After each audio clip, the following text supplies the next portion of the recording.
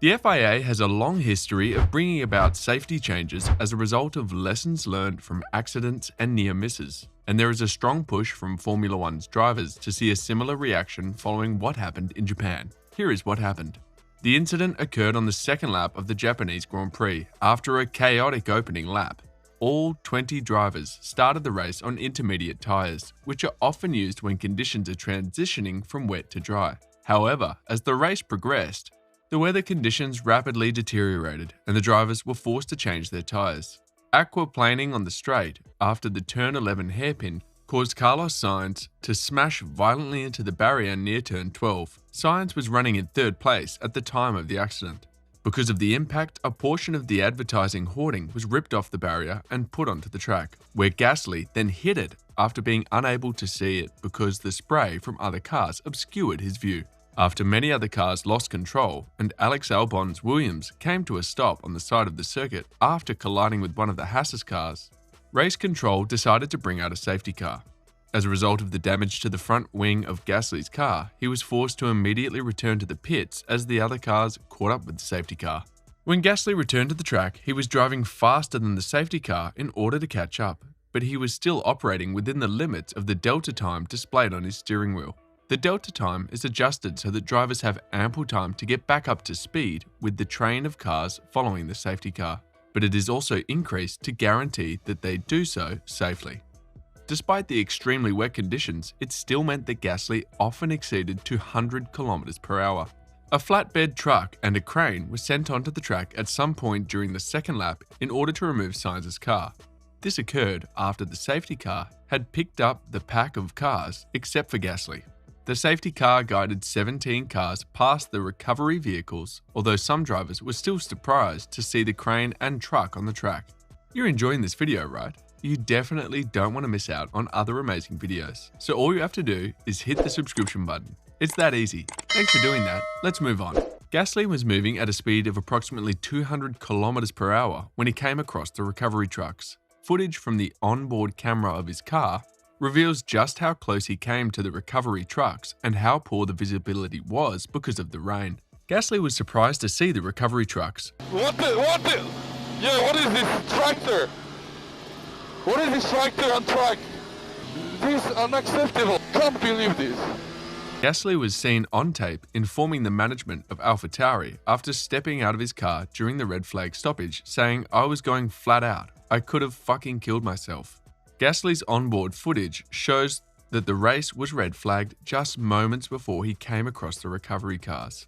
Once the red flags were shown, the race was suspended and all cars returned to the pits. According to the verdict reached by the stewards, Gasly ultimately admitted that he was moving too fast, and as a result, he was given a 20-second penalty and 2 penalty points.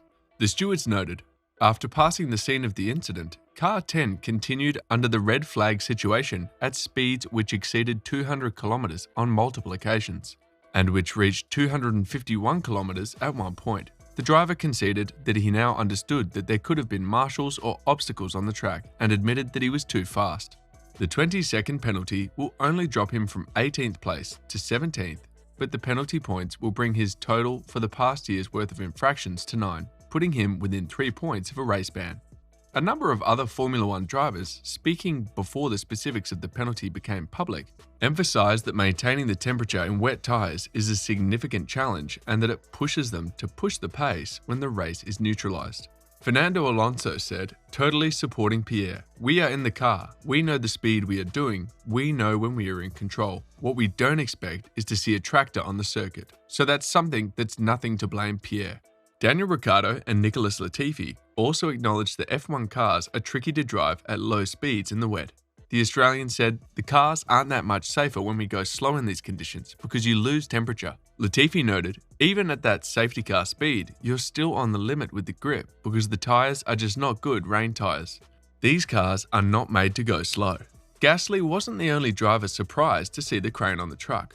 McLaren driver Lando Norris tweeted, "WTF. How's this happened? We lost a life in this situation years ago. We risk our lives, especially in conditions like this. We won a race, but this, unacceptable." Red Bull driver Sergio Perez also wrote on his Twitter account, "How can we make it clear that we never want to see a crane on track?" We lost Jules because of that mistake. What happened today is totally unacceptable. I hope this is the last time ever I see a crane on track. Red Bull boss Christian Horner said it is totally unacceptable. We lost Jules Bianchi here, and that should never ever happen. So there needs to be a full investigation why there was, because it obviously shouldn't have been. I think we got lucky. It's unimaginable when you see something like that. Thankfully, all the drivers are in one piece. After going by the crane, Aston Martin driver Sebastian Vettel shouted over the radio, "Next time they should inform us if there's a freaking tractor on the road. I know we're under safety car, but in turn 12 there's this." The Grand Prix Drivers Association director Alexander Wirtz tweeted, "I think we need to discuss a tractor on track. We can keep it short. This must not happen, guys." According to the International Sporting Code of the FIA, Article 2.6.1 states that no marshal or vehicle shall enter the circuit perimeter without permission from race control, which suggests that the recovery cars should not have been there without the knowledge and permission of the FIA race director Eduardo Freitas. Under safety car conditions, it is common practice for marshals and recovery vehicles to access the track.